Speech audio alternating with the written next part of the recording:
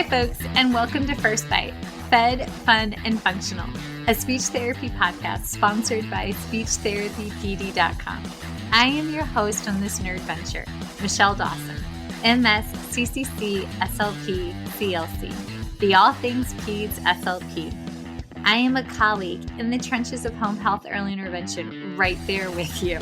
I run my own private practice, Heartwood Speech Therapy, here in Coletown, South Carolina, and I guest lecture nationwide on best practices for early intervention for the medically complex and fragile child. First Bite's mission is short and sweet, to bring light, hope, knowledge, and joy to the pediatric clinician, parent, or advocate.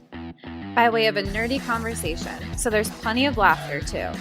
In this podcast, we cover everything from AAC to breastfeeding, ethics on how to run a private practice, pediatric dysphagia to clinical supervision, and all other topics in the world of pediatric speech pathology. Our goal is to bring evidence-based practice straight to you by interviewing subject matter experts, to break down the communication barriers so that we can access the knowledge of their fields. Or, as a close friend says, to build the bridge. By bringing other professionals and experts in our field together, we hope to spark advocacy, joy, and passion for continuing to grow and advance care for our little ones. Every fourth episode, I join in. I'm Erin Forward, MSP, CCC, SLP, the Yankee by way of Rochester, New York transplant who actually inspired this journey. I bring a different perspective, that of a newish clinician with experience in early intervention, pediatric acute care, and nonprofit pediatric outpatient settings. So sit back, relax, and watch out for all our squirrels and enjoy this geeky gig brought to you by SpeechTherapyPD.com.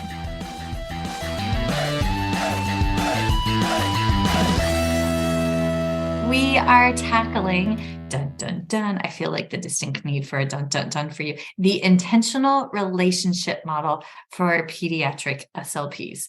And that is a very lofty thing. So how did you learn about this? What courses did you attend?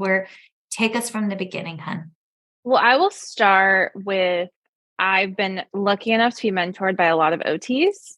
And if there's one thing I've learned, and this is not a knock to speech pathologists, this is just a different framework that we go through in grad school versus what OT's framework.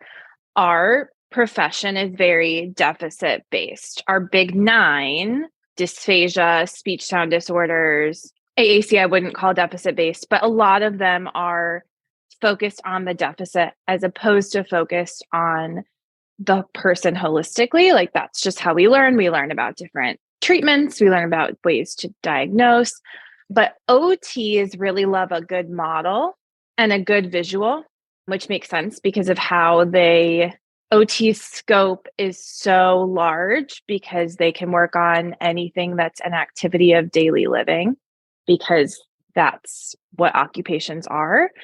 And so because of that, they can't have 9 big focus areas because there would be too many. So their framework tends to focus more on these bigger models, which I think is beautiful because you can use these models within all these different occupations. And so in conversations with my partner in crime, Karen, who I've been doing lectures with, she introduced me to the intentional relationship model, which is developed through OTs. And with that, also, we've talked a lot about therapeutic use of self, which is more of a counseling philosophy that they've created. So psychology and OT. And for people that don't know, occupational therapy came from the mental health field. That's where that grew. So OTs are very heavily involved in mental health as well. And that's something that I think recently, actually, they've edited their scope of practice and how they've phrased that. And because of that, these models have developed. And there are some similar models between the psychology world, the counseling world, and the occupational therapy world. But I don't think that this model should be only used by OTs and psychologists because we know, and if you listen to this podcast, you know how much Michelle and I place emphasis on relationship, especially when it comes to communication, because communication starts from an attachment relationship with caregiver and child and baby. That's where it all starts. Child cries, They don't know why they're crying. Their body just doesn't feel right. Caregiver responds, child feels better, and you build this relationship, which is communication. So that's where this starts from. That starts at birth. So that relationship starts at birth. So if you take it all the way back to our NICU babies, our babies born with neonatal abstinence syndrome, our babies that have birth trauma, or our mothers that have postpartum depression and postpartum anxiety, to the severity that it inhibits that initial bond. Like, these are infants that we're getting that already have traumatic, troublesome relationships from the beginning. Yeah. Mm-hmm. And what Greenspan would call that, who developed the DIR floor time, or who developed the floor time model, is an affect mismatch. There's a mismatch in the emotion. And then when it comes to those children that are in the NICU, unfortunately, you can't always respond to them in the way that you want to. I had a conversation with a caregiver recently who is going to come on the podcast. I'm really excited. And we were talking about how she's a warrior and she had a NICU baby, and she listened to her gut against the recommendations of a lot of medical professionals. So she told me this story the other day about how she wanted her child to get a bath. Her child was intubated, and she said, I don't care. This child is getting a bath. This child deserves to have a bath. Guess what child loves water? How many of our kids that were in the NICU hate water and hate being touched because they never had that experience and never had that exposure, and they were on their back so much. So we're learning more and more about sensory systems and how that's impacted by experiences in the NICU, but also think about, we know communication is impacted. We know speech is impacted, but I don't know if we realize part of where that comes from that lack of building that attachment early on. And because if this child is, and if you look at the communication matrix, and I won't go into it, but I love how they break down pre-intentional and intentional communication before you even get to these behaviors. So pre-intentional is just like, hang on. The communication matrix, folks, y'all can find online. It is a tool specifically designed for AAC, and it does have a nominal fee attached to it. However, it is an excellent tool. You can do 5 for free, and you can change your email. I don't know if I should say that, but like you can get 5 on each email.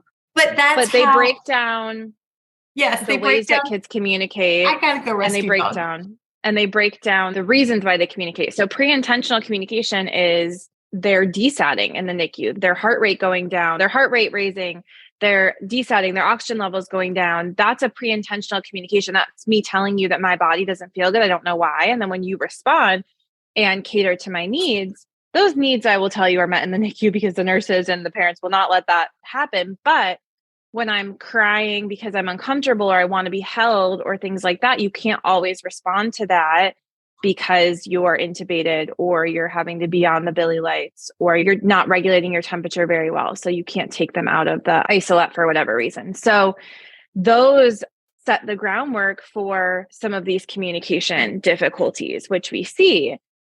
And so in thinking about that, we have to realize the value of relationship with both the caregiver and the child that we're working with in regards to therapy.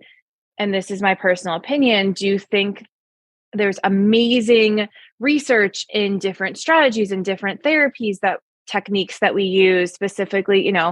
I'm not an Artic or phonology person. There's so much research out there on which touch cues to use and how to transition from one sound to another. And I'm probably butchering all of this, but it's out there. I know this. But minimal bears. That's the word I know. Minimal bears. But what are you doing with yourself in the session?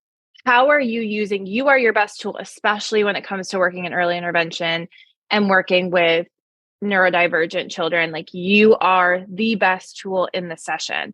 But I think sometimes we forget about that.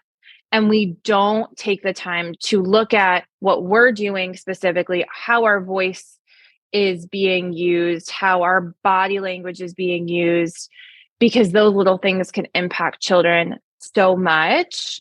And that's therapeutic presence. And so I really love to look at this model because I think it gives us a little bit more of a tool. One thing I will say, and I really, there's this book, The Therapeutic Use of Self in Counseling and Psychotherapy. And I just like the way that it's by Linda Finley, I think is her first name. And I can share this resource as well. But what I really like is just the way that she talks about it. She says that therapeutic use of self is the self-aware intertwining of both our professional self, the one that uses knowledge, skill, and technique, and our personal self, which arises from our history, beliefs, personality, and embodied lived experiences. It involves our therapeutic practices that we've learned and our particular way of maintaining a caring, attuned, holding presence. In other words, therapeutic use of self involves the totality of our being and doing. It is present in our every interaction. So it acknowledges that we can't go into a session without bringing all of who we are as a person.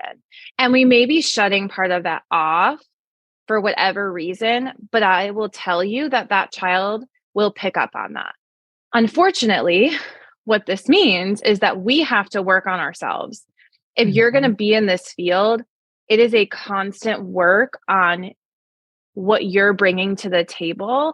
And that can be hard sometimes. I have experienced a significant amount of trauma in my life, and I have to work through what may be triggering for me, how I'm responding to that child and that family. And it's a lot of work. Like really trying to build these relationships and being in tune with families is exhausting because every family needs something differently. Yes. And it doesn't mean that we can't make mistakes or bring some of those things that we may not love about ourselves, but knowing why and knowing where they come from is really important, if that makes sense. So this week, I honestly, on top of everything else that was going on, that was joyful and wonderful, this week was very triggering for me. And the last week, I've had a colleague reach out because she is leaving a domestic abuse situation and she wanted guidance. I had another colleague stop me in the hall at Skisha, and she was leaving a domestic abuse situation, had just left. She was 1 week out, and got an Instagram message, thank you, from a colleague who was 2 weeks out. And that is joyful and empowering. But at the same time, if I allow myself in my exhaustion to slip back into it, I can fall right back into that deep, dark, scary place. And on top of everything, on Tuesday, we had a caregiver involved in a sex trafficking incident. And myself and the interpreter and service coordinator had to work to get her and child safe.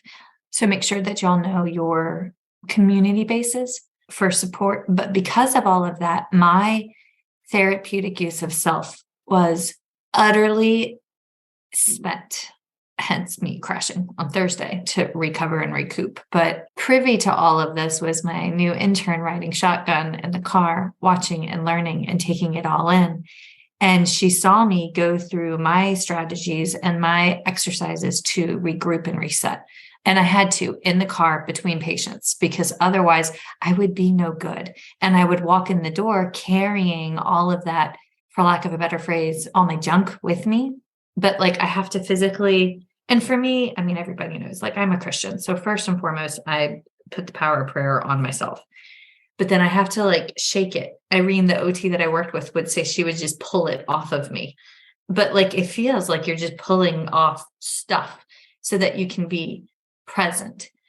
But those traumas make us who we are because we have overcome them. We have been empowered by them.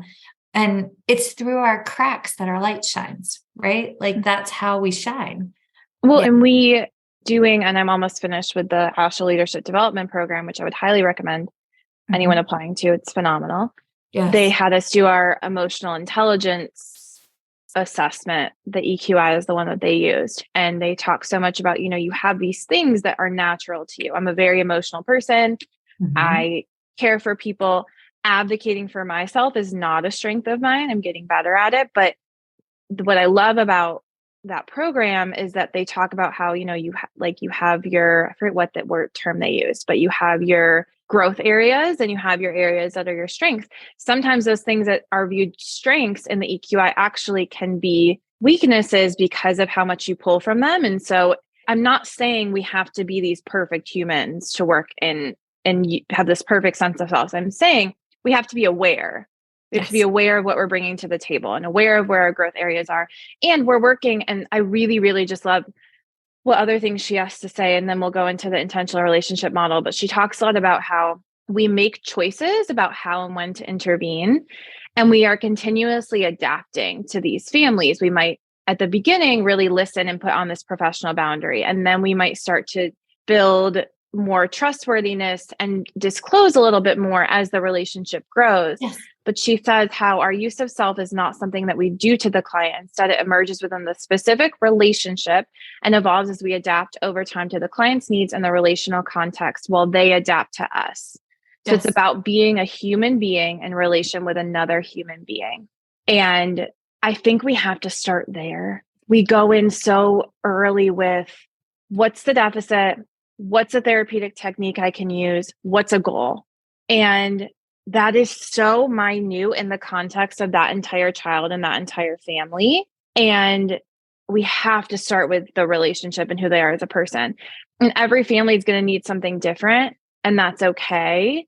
But we have to give ourselves grace too to figure out what the relationship is going to be and not feel like we have to have all the answers at first, because when we do that, we're already setting this boundary and it's not leaving room for that relationship. So isn't that like in ABA therapy? Don't they call that pairing? Like the first couple of weeks when they're just pairing, like they're trying to build a relationship. Cause that's what I think of. Like the first time I didn't know they did that in ABA therapy. Theoretically, it happens. I've seen, needless to say, we're not fans of most ABA approaches we've encountered, but I did have one really good ABA therapist that I've worked with. Granted, her wife is a speech pathologist. So like she sees the world differently. She goes, our pillow talk is really unique. I was like, I love that.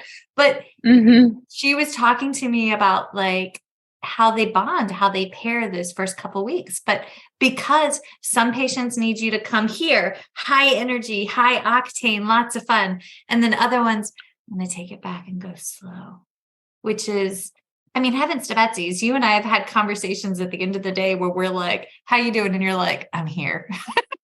It's just, you've done this, you've ping ponged with your body. And I'm like, yes. Well, in the OTs I worked with too, we have had a lot of like I will come out of a session sometimes and be so exhausted. And Dylan Hartley, who is a great OT who mentored me a ton, he talks so much about how it's the patients that have such a different energy level to you and need that really, really pull it out of you. He is very high energy. So for him, those high energy kids don't take a lot out of him because they're both up here. I'm the opposite.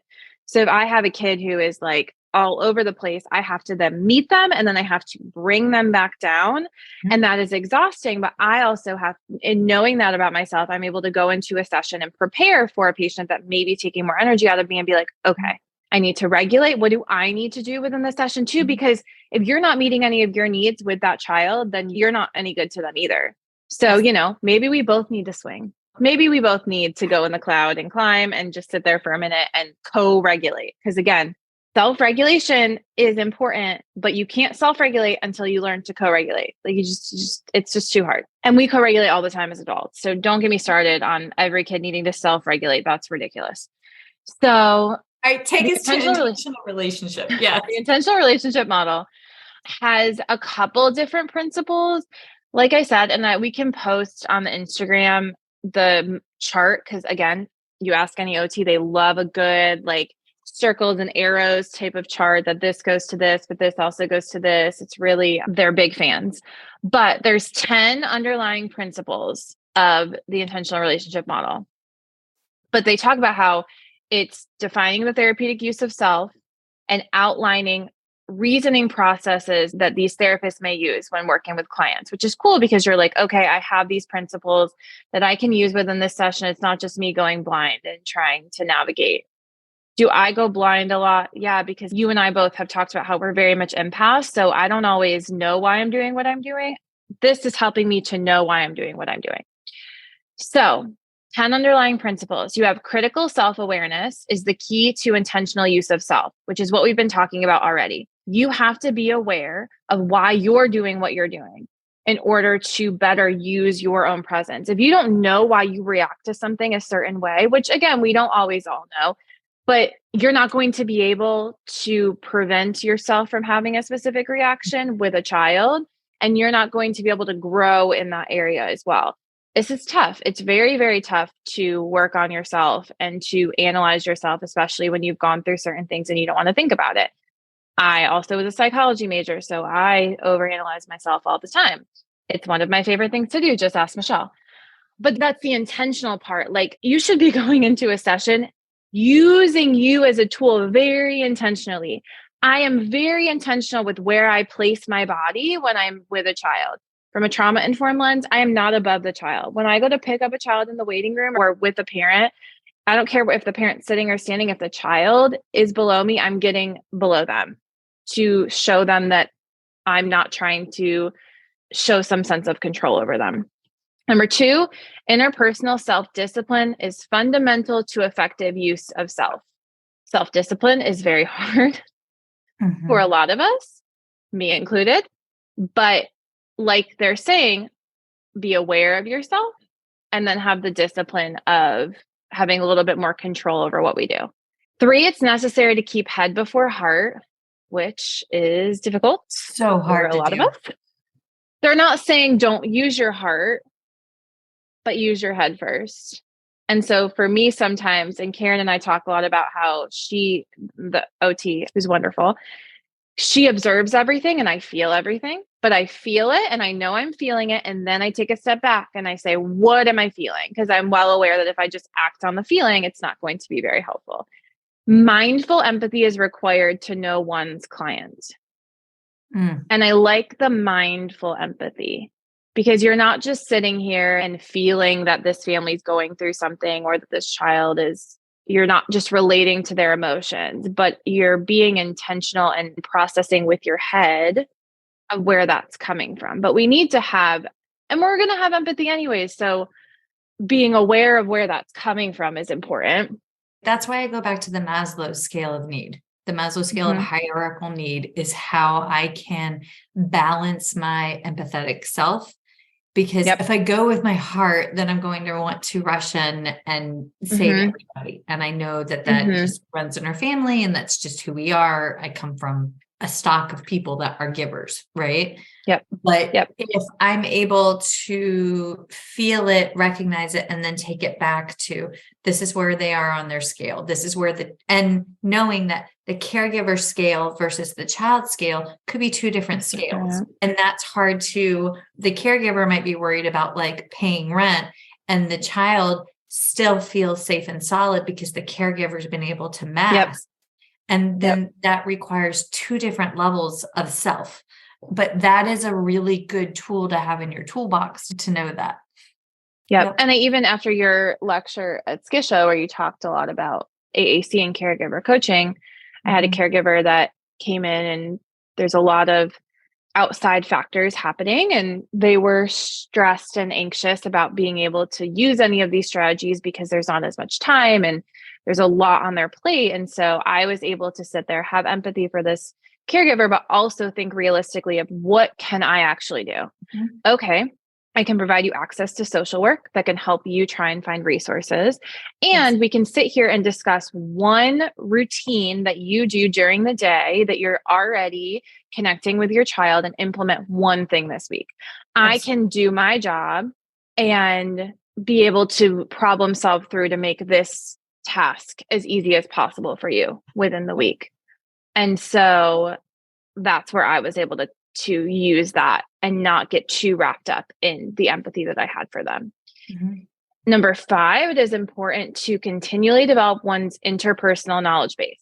So how are we interacting with other people? How do I analyze my own relationships and how I'm engaging in those? And what I love about this model too is these are all very growth mindset. You're always growing. You're never reaching a final destination. If you are in this growth mindset, you're going to be able to better understand yourself and better understand your patients and your clients. But this isn't a final, you'll reach this point and you're good to go. Being within this growth mindset. No, but that's the state that they want you to be in. Provided that they are flexibly and purely applied, a wide range of therapeutic modes can work and be utilized interchangeably. And this is specifically for OT, but I like that it talks about how we need to be flexible. We need to be able to change with what techniques we're using. Not every technique is right for every patient and every family. And I just love the words that they use too. It's flexibly and purely applied.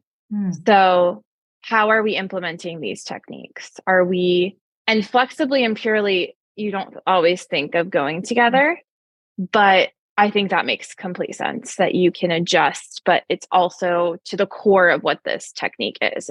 Are we using the core? Or are we changing it too much within the context of our own biases? I guess is how I would view that. My face just froze in the most unflattering position.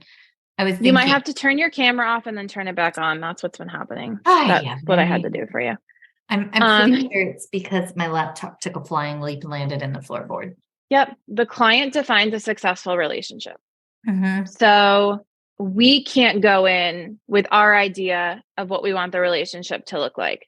That client, that patient, that family, it's our goal to create the relationship that they need to be successful, because we're bringing in our own lens of our relationships, and that's fine. That's authentic to who we are, but this isn't our relationship to define. It's their relationship to define. But how different is that from when we were taught in grad school? But I mean, to be honest, like grad school, we are taught that we are subject matter experts. And unfortunately, a lot of us go into sessions with the training and experiences in our clinical practicums where we are essentially the authoritative figure, and they have to do what it is that we want them to do in all things.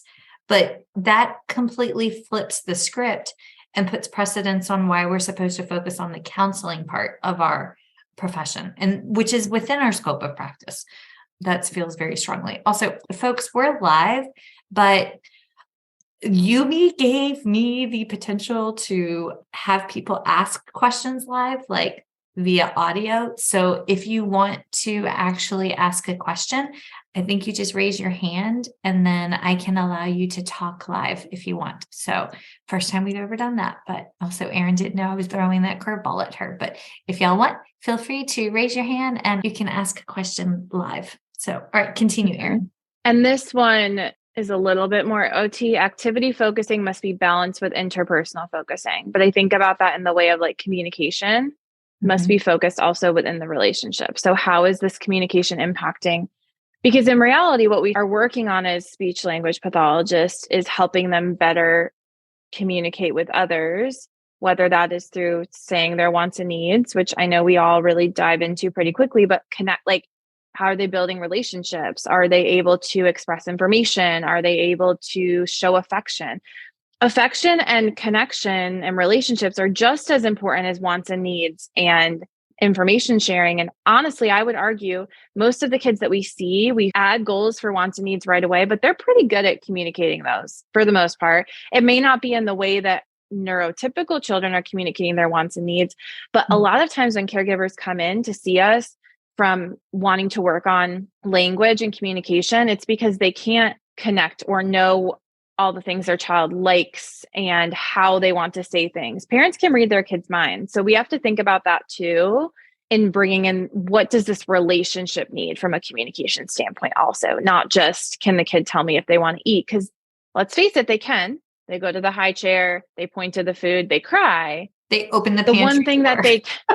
The one thing that they can communicate really well, now we're making them say it a different way. If I was at a concert listening to my favorite band, and the artist stopped every 30 seconds so that I would have to say, I want them to keep playing music in another language, I would run away and scream. That is what we're asking a lot of our kids to do when we play their favorite song on YouTube or we give them their favorite food and then we pause it and like anxiously want them to say more. I'm guilty of that. I have literally. I'm guilty of it too, but you don't, but like we have to think like, that Miss Rachel, pause and then have them ask Miss Rachel or turn on the YouTube. And this is how I shifted. Instead of stop, go, on, off, like turn it on, but then have them request what show they want to watch. and then let them watch it, because that's a natural. I have that discussion with the boys. Last night it was Pack Dawson family debate. What movie do you want to watch for Saturday movie night? We ended up going with Turner and Hooch, all-time classic with Tom Hanks. The boys thought that was great. Hooch is a beastly, ghastly, smelly dog, and it was wonderful. But there was a debate about that, and that's a natural conversation. And that's how I shifted from on, off, stop, go to what do they want to begin with, right? Yeah. Yep. And I do it, but I just want to think. We have a question from Nicole. How do you get the most out of the trials by doing that? The on, off, or the requesting the show? Well, so if I'm answering your question wrong, tell me and we'll answer it. But what I would say is that we have to shift our focus a little bit from how many trials are they doing and how meaningful are the trials? Yes. Because if I really wanted to watch this show versus this show and I communicated it the right way and you got it and we got to watch what I wanted, that's honestly going to have more impact on their communication than you stopping it and making them say more, because there's not as much meaning to that. They already know that you know what they want. You're just making them do something to get it, which is more, I want you to comply with what I'm asking than I want to help you be understood. Does that make sense? Yes, because we're working on that relationship there. And I had one mom, bless her, she got really into programming the device. And she was like, I always turn on Miss Rachel for her. And it's a 19-month-old, and she's on a level 3 on LAMP, which is astronomically high, right? Mm-hmm. But this child, she would program her device with her preferred shows. Her fringe vocab is her preferred shows on like YouTube or whatnot. And so mom kept moving the pig show. Peppa Pig? Peppa Pig, thank you. She kept moving Peppa Pig icon around on her device. She goes, I didn't really think that she wanted to watch it. So I moved it to see if she could. And I was like, you have to stop moving it, because she needs to know where it is every time, because she was getting mad or frustrated with her mom.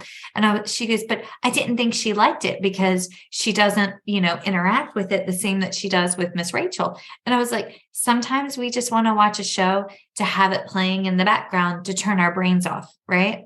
So like for me, the original Hellboy is one of my all-time favorite movies. Like, it's a classic, right? But I want that show. Oh my God. You and I don't have the same taste in movies. We know this. Yes, but like, it's so good.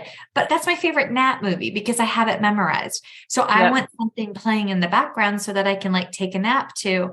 And when she wants Peppa Pig on, she wants to play like a fine motor activity. And that's a struggle area for her, but it's a comfort. She can just have Peppa Pig going on in the background. And when I explained it to mom like that, it was just like, okay. And you know what? She stopped moving it. And so now but it's really cool to see the way their relationship and bond has grown around through the use of an AAC device. Okay, continue. Yes. And as far as research, I would say Michelle Theron out of FSU. Sorry, I got excited. Dr. Michelle Theron out of FSU, her entire research is on building. Oh my God. Oh, I'll have to go grab my notebook. I just recorded her. Her episode is coming out, I think not till July. Dang, that's really far away. But her whole research, her body of research is on friendship and relationship building through an AAC device. And it's phenomenal. It's THIERRIEN,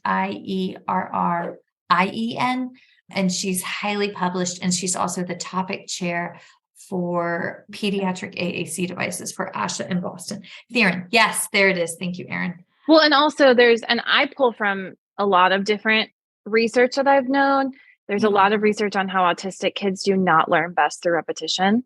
Yes. And I can say I have a family member who would come home from school with homework and be very frustrated. This family member is autistic, would be very frustrated because they would make him do homework. He goes, I already learned it. I don't understand. So there's some research on like making that repetition of something that they've learned is not necessarily the best. And then there's a lot of research on the benefits of play and relationship and how you need a lot less repetitions. Karen Purvis talks about how you need about 200 repetitions to learn a skill. Maybe it's 400. It's a lot. Unless you're doing it in play. 400. Thank you. She's like, I already know this one. I was like, 200 didn't seem right. but 20 to 10 if it's in play. So if it's in a meaningful context, but the point of play is it has to be child directed. And so if you're directing what they're doing, that's not play at all. And you're going to need those 400 repetitions. So that's another aspect, but we can pull some resources too for that as well. Application of the model must be informed by its OT core values and ethics, but I think we can use the same with speech therapy. And then cultural competency is central to practice. So we can't forget that we have to. And one thing I will say too, and we talked about this in the episode we did about religion and faith, is that if you go into this as a relationship and you go into your therapy sessions and working with these families authentically, it allows you to learn from them as well. It allows you to say, I'm coming in and I am a tool and I want to better learn about you and your child or your grandchild, whoever the caregiver is. And I may make mistakes. And I want us to have a good enough relationship that you can tell me if I made a mistake or if something isn't working for you.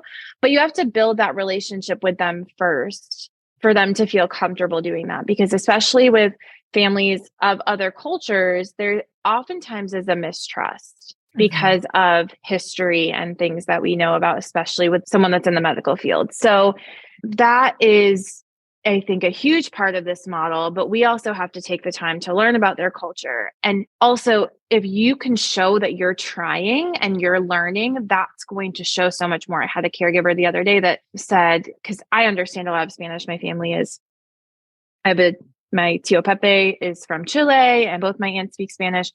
And I understood a lot of what this caregiver was saying. And they said to me, I felt so comfortable because I felt that you were trying to understand me. And so it's not even we have to have it perfect. They just want to see that we're trying. But that's going in with an open to understand, seek to understand thought process. So one conversation that's come up is how we recommend food or give guidance on food during evaluation and treatments.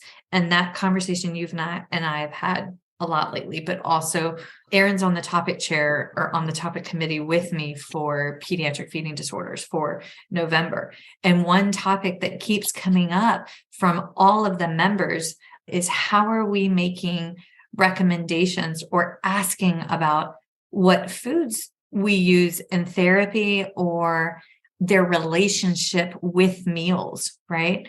I mean, if we're looking at it through my lens, we have a set time for breakfast, lunch, and dinner. We have a set time for snacks. We have anticipated, like, you can have one piece of chocolate after dinner. That is part of our routine, right? That's our daily routine that's unique to our family. But what time of day do other cultures eat? When is their largest meal of the day? What is their main food group? I mean, we have Lent coming up. I mean, do they add something? Did they take something away? But if you have a child that's a PFD and now we're eliminating red meats and we're going to fish on Friday, you see what I'm saying? There's all of those. But being able to sit back and say, I don't know, is huge. Because we have unfortunately been trained historically that, again, I go back to, you have to look like you know what you're doing. I think that appearance of you fake it till you make it mentality, I think that can actually I truly think that can do harm. I don't know. I'm really in hopes that our committee can partner with the Diversity, Equity, Inclusion, Accessibility Committee, and that we can create a topic at ASHA where we deep dive into how to do better in our little unique subset of the world of speech pathology. So there's also, and then what I like too, is they talk about how the therapeutic relationship, it is the therapist's responsibility to foster that relationship.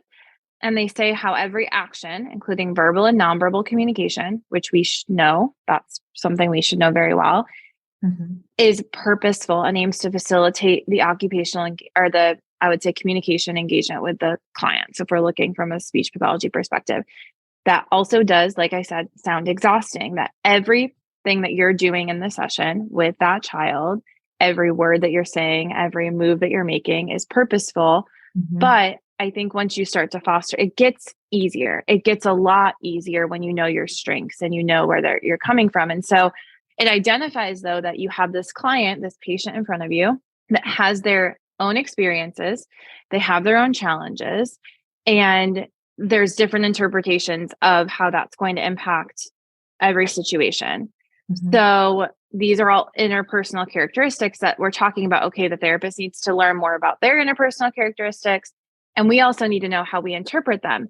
And Karen and I, in our presentation, talk about, and I'm going to butcher the theory name, but it's a psychology term and it starts with an F. And Karen talked about it in the lecture. But anyway, it's this idea that when somebody else does something, a behavior that we don't view as polite or how we would do something, we look at it as they're bad.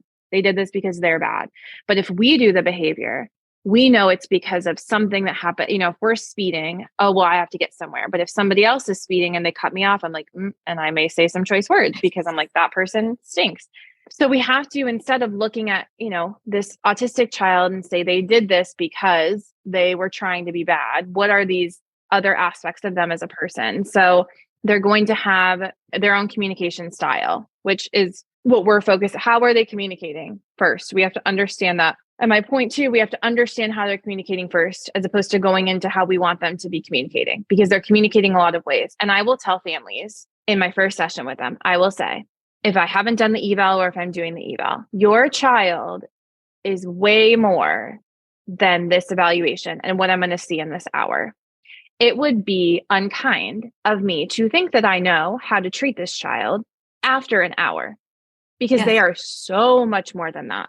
I am going to spend our time together learning about your child and learning about your family so that we can support what's going to be the most beneficial and improve your relationship, improve your quality of life. And there were a couple of patients that I was sad to leave all of my patients. There were a couple of patients that I had been working with for just a couple months. And I said to that family, I said, I'm so sad that I don't get to keep learning about your child, because that's what we get to do. We get to take the time to do that. And I just think it's I don't like to use, unkind may not be the best word. It's very irresponsible to think that we know this child. Like, there's so much more to them. I learn about my patients every single day, and then it better informs how I help them navigate this world that's not set up for them. Their tone of voice. Yes. But that goes back to a dynamic assessment. When we actually do, and is one, if you own the PLS 5, may I challenge you to take it and chuck it? Because Asha has a whole position statement out on why the validity, specificity, and sensitivity of the PLS 5 actually is so horribly normed. Because what they did was they took children that typically developing mild and severe, they didn't even norm it on a moderate delay. So it pulled all the standard deviations up one, right? But when you actually do a dynamic assessment of learning where a child's language skills are, you are pulling spontaneous MLU, you're pulling a comprehensive language assessment. You also don't need a standardized test. And if a question on an assessment is not culturally appropriate or respectful, chuck it. Don't ask it. No. And how many of our children have vision deficits or are deaf, or they have such a significant PMH like HIE or NAS or a severe bleed, that these tests don't norm to them. That's where we pull in in-depth observations, and where you can do criterion reference assessments such as the Rossetti, right? But it is not, when it's a dynamic, it is not one standardized score. Now, I immediately hear everybody going, yeah, but insurance wants it.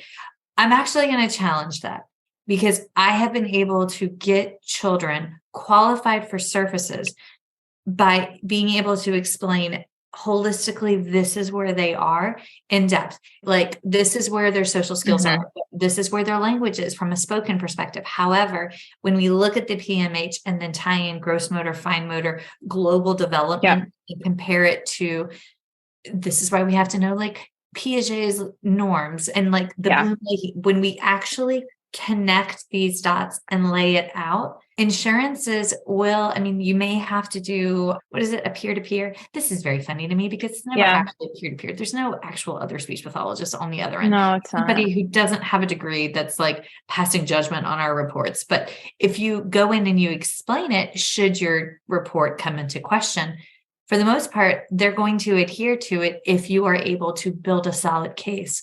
But we also, this is where, and if you want to learn more, Karen and I will talk all about it. And we're developing a 6-hour course also, but we don't actually know what we're asking kids when we're asking them questions on standardized tests. Like you said, their vision, there's so many components of what we're asking for the specific milestone as opposed to a capacity. We'll go into it. We don't have time right now. Come to our lecture. But you have tone of voice, body language, facial expression, response to change, level of trust. I love that they have this in here. How much do they trust you? Because this child may do amazing things when they're with their caregiver at home, but if they don't trust you, then you're not going to get much out of them. Need for control. As such is appropriate. Sorry. As such is appropriate. That's healthy and appropriate for the child to demonstrate that difference. Stranger danger is great. But I'm saying build the relationship. That's totally typical for them not to trust you. Need for control. Some people have a strong need for control. Do they have trauma? If a child has trauma, they're going to have a need for control. That is just how our bodies respond. And we're going to need to give them some control. Nothing grinds my gears more. That's probably a lie. There's a lot of things that grind my gears. Then when we take control from kids just for the fun of it, like I'm just going to choose this because I want, why are we doing that to them? That is so ridiculous. You don't need to control which book they read. No, Why? I don't know. As a mom, I'm so freaking guilty of that. I hate playing Risk because the boys gang up on me and I lose. So when we play board games, and we play a lot of board games, the boys always want to play Risk. And I'm like, no, I will play, but I am not playing that game. And it's me taking control, but they cheat. And that's not a fun. No, but that's for a little bit of a reason. Like there's some times where people just want to see how kids, and they're already lost so much control by coming to see you. So we have to think about that. Approach for asserting needs. How can we should know this very well because we're working in communication. Predisposition to giving feedback, response to feedback, response to human diversity, orientation toward relating. How many of our autistic kids do we work with just have a trouble relating in general? And that's so hard. And because they have trouble relating, they might not want to engage with a peer. And then when you sit there and play a game with them and you say, okay, your turn. Okay, it's your turn. Now it's your turn. Now, like, no, I don't want to do it. Preference for touch. That's a big one because touch, our skin is our biggest organ and we have all these receptors in it. So how do they respond to touch? We need to know, do they benefit from touch? Can I hold their hand and it helps them get my attention? Or do I need to be very sensitive to it and help with positive touch? And then interpersonal reciprocity. So what's the sharing that we have together? So these are all interpersonal characteristics that a child may have that we have to be aware of. And the thing that I also like that they go into, and I'll just run through this really quickly because we don't have as much more time, and I'll actually put this resource on here for everyone. But there's these events that are going to happen in therapy. There are things that we cannot control that are going to happen that we're going to have to work through. Karen Purvis always talks about rupture and repair in a relationship. And a lot of that, when there is rupture and you build repair, that's how good relationships are built. If there's no rupture and you don't have to work through to repair the relationship, that's going to be more difficult when there is something that happens down the road, but you're also not learning how that person communicates as well. So you're going to have events where a kid expresses strong emotion. I love a kid with big feelings. They're my favorite kids to work with. I love that you express your feelings, probably because I never did as a kid. And that's okay. So how do we help them express those feelings? How do we help them regulate after those feelings? How do we help them communicate those feelings better so they don't have such a strong reaction? Intimate self-disclosure, like Michelle talked about, that we're going to have instances where caregivers disclose things to us. And how do we respond to that? How do we support them? How do we show mindful empathy for it? How do we know if we're a mandated reporter, what we have to report and what we don't? Those are things that are going to happen.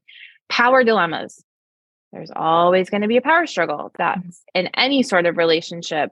Just try and date as a single 29-year-old. That's just power struggles there because don't get me started on men and their ego. But anyway, there's more dynamics. Okay, I'll call. I want nieces and nephews. So somebody find me an amazing dynamic, slightly Pennsylvania. Anyway. Yeah, in Cincinnati. I'll call. Anyway.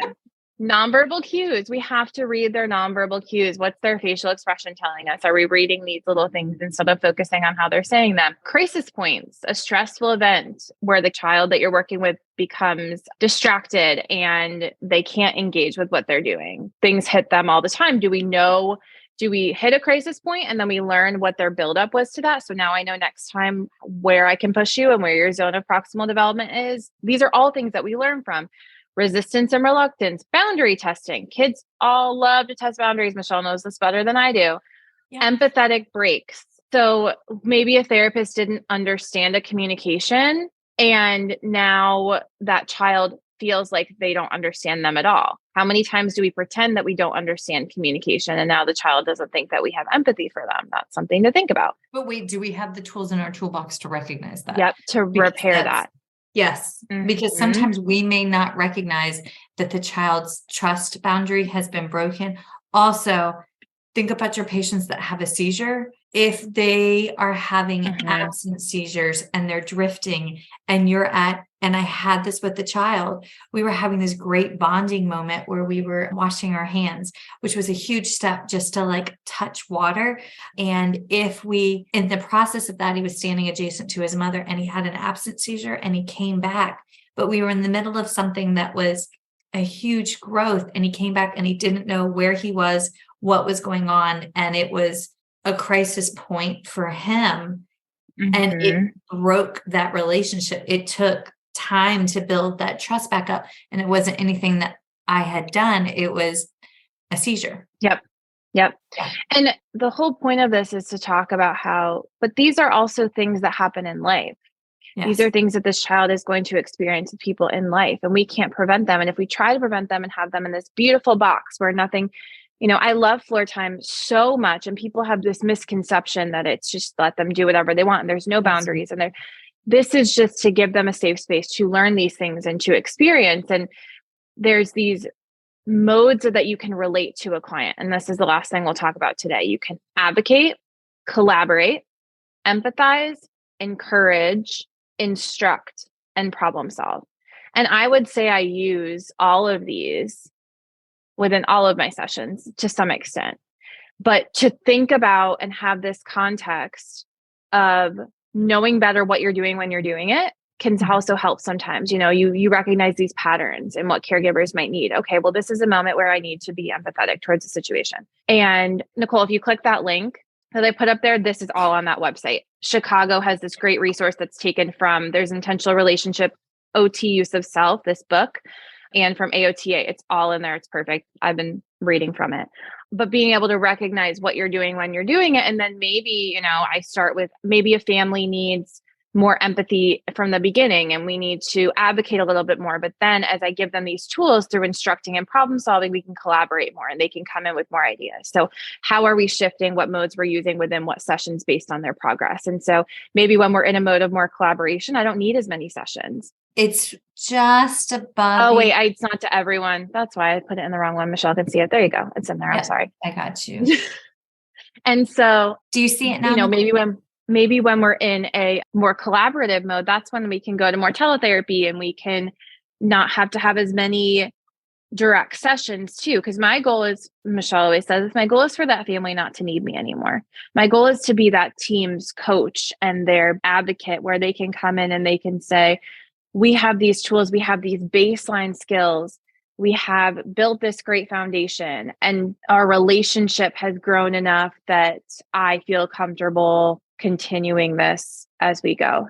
I don't know. I think it's just good to be aware of. And I really love where they come from a place of this is just something that you're always working on with every family. There's no end destination. They know when they've reached a point where they might need a break. They know when they've reached, and that's the other thing too. Every family is different in what their view of success is. And that may shift. And they may come in wanting one thing and you may help them see. I feel like, especially with a lot of the autistic kids that I work with, they come in wanting them to hit these milestones. And then you talk to them and you're like, what do you want for them for their life? And that's when they may say, I want them to be happy. Okay. Then let's focus. This is what I'm seeing that their interests are. And what research is telling us is that for them to have better mental health, it's not necessarily meeting these milestones and masking, it's helping them find their authentic selves. And that may shift, and they may look at you and be like, you're not the therapist for me. And you may plant the seed and they may come back and all the things. But this is a human and a human. Like, we're human, and we have to stop going into things thinking we can fix them and thinking that we have all the right answers. And I love that this model is like, you're never going to have all the right answers, but you can build this relationship and foster this development and foster this caregiver.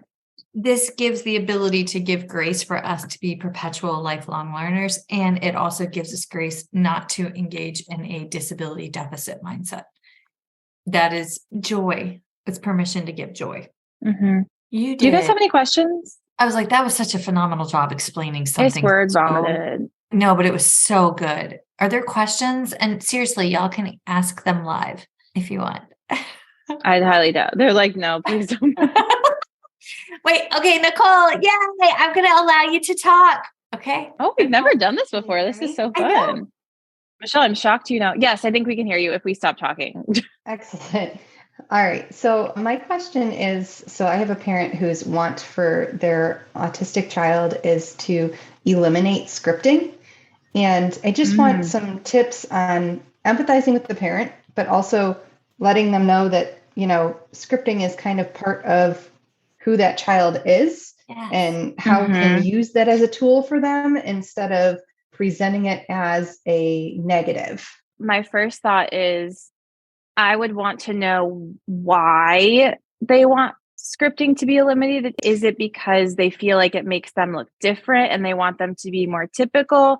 Is it because I would think another thought I would have is, do they understand how much we script?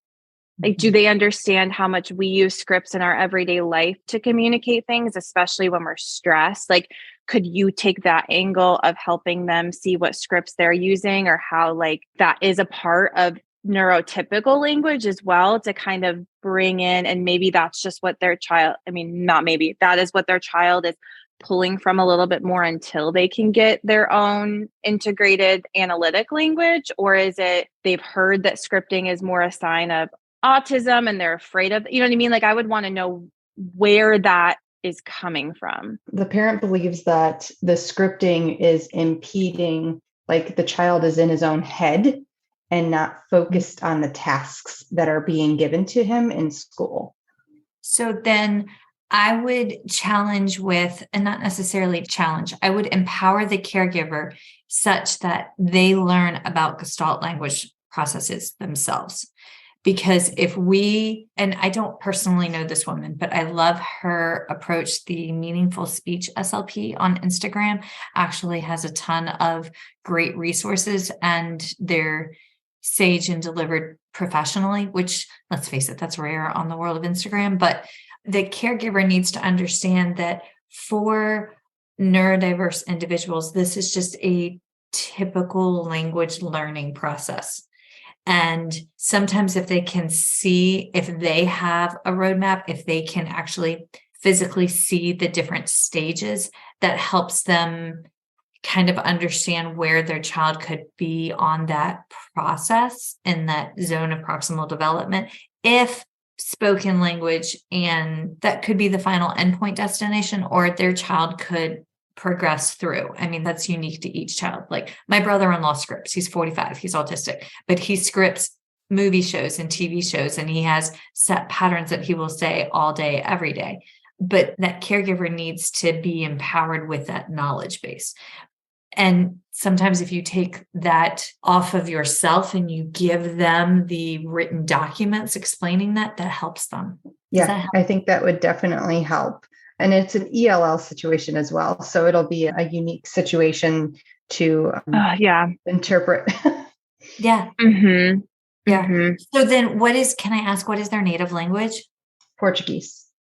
Oh, amazing. Okay. So then is the child scripting in English or in Portuguese, or both? English. So he was learning English as well in his native country, and then moved here in August. So he already had some English background. So I conducted a dynamic assessment on him. But as I was saying, I actually kind of pulled from what you guys were saying about that relationship piece of I am still learning about him.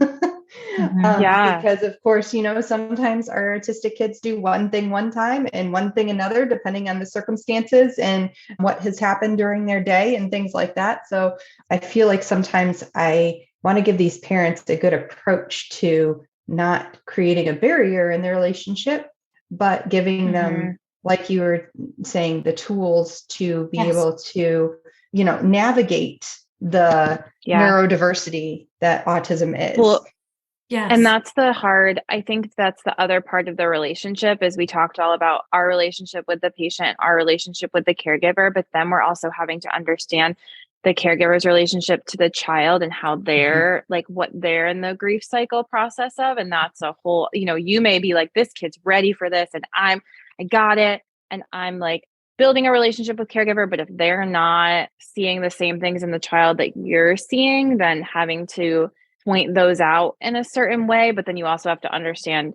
are they do they need facts? Do they need emotion behind it? It's so much to process.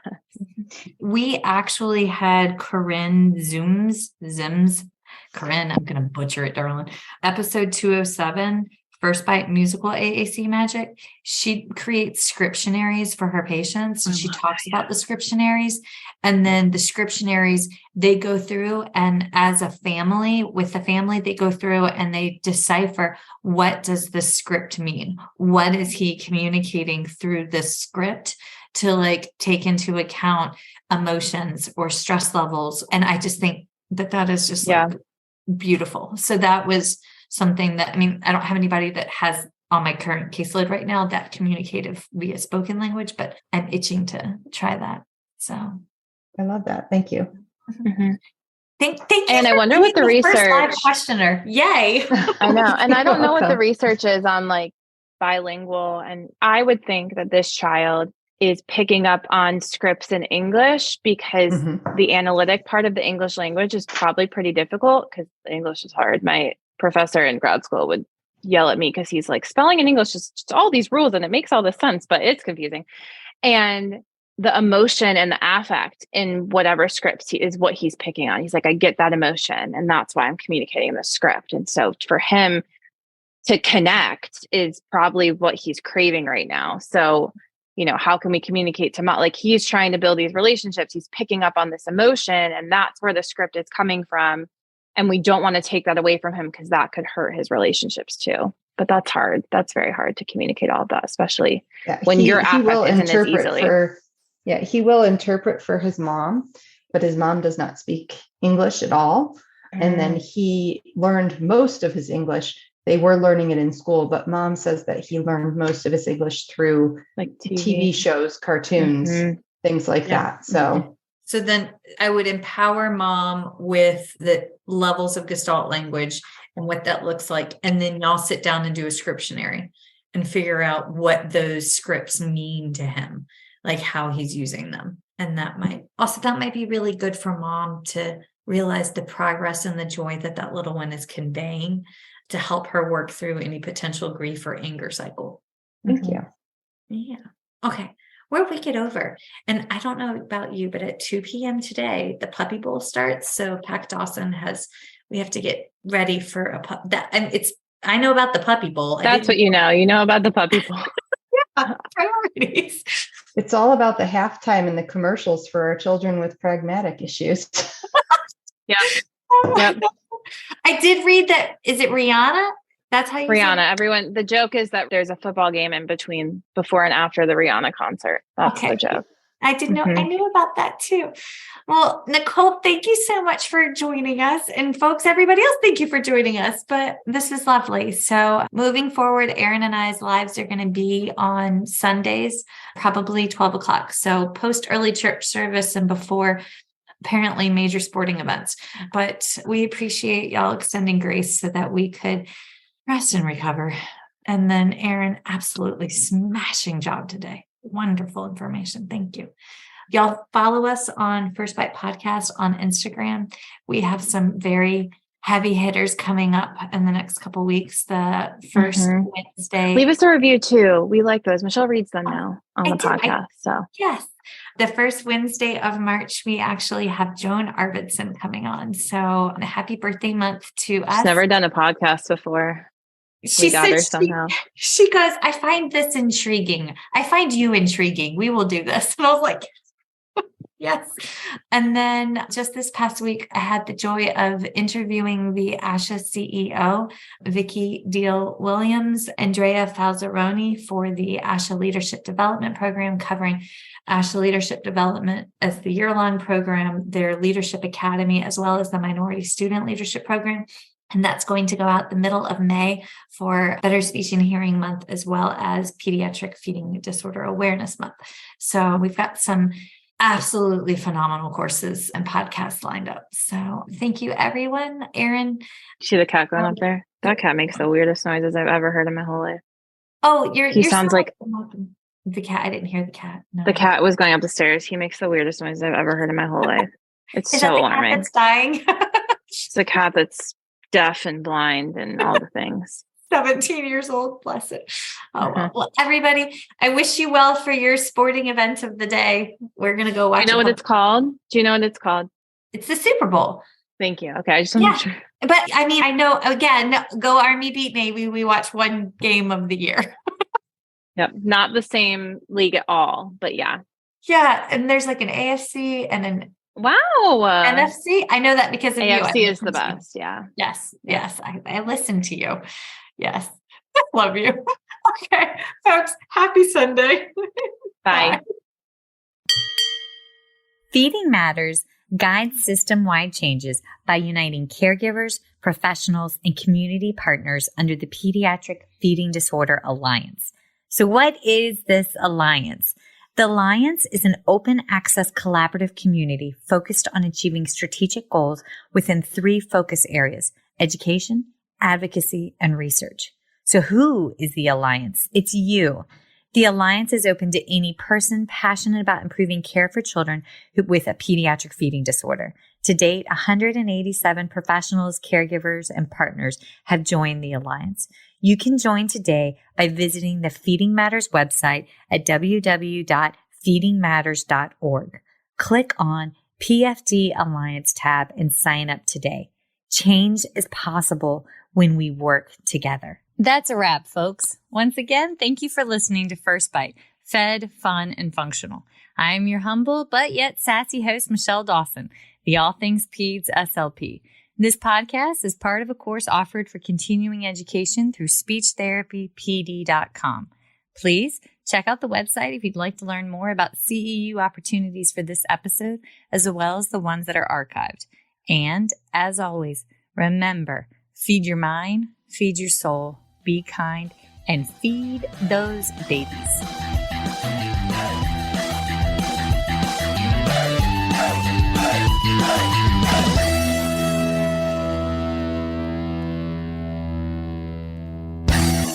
Hey, so it's Michelle Dawson here, and I need to lay out my disclosure statements. So if you ever wondered how bad my ADD, ADHD, and lack of sleep Monday through Monday actually is, well, here you go. These are my non-financial disclosure statements. I volunteer with Feeding Matters. I'm a former treasurer with the Council of State Association Presidents. I'm a past president with the South Carolina Speech Language Hearing Association. I am a current member of both ASHA and SCISHA. And for this year, for 2021, I volunteered for the Pediatric Feeding Disorder Planning Committee for the ASHA 2021 convention. My financial disclosures. All right, so I receive compensation for First Bite presentations, as well as talking teletherapy and understanding dysphagia from speechtherapypd.com. I also receive royalties from speechtherapypd.com for ongoing webinars that I have on their website, as well as compensation from PESI Incorporate for a lecture course webinar that I have on their website. as well. I am coordinator for clinical education and clinical assistant professor for the Masters of Speech Language Pathology program at Francis Marion University in Florence, South Carolina, for which I receive an annual salary.